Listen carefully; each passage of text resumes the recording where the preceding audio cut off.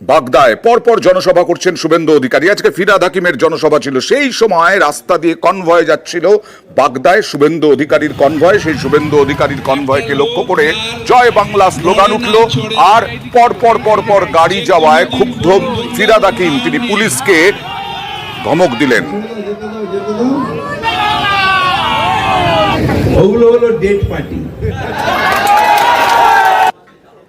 একটা অথর্ব পঙ্গু একটা লোক, যার নড়ে না চড়ে না, যে কোনোদিন বনগার উন্নয়ন নিয়ে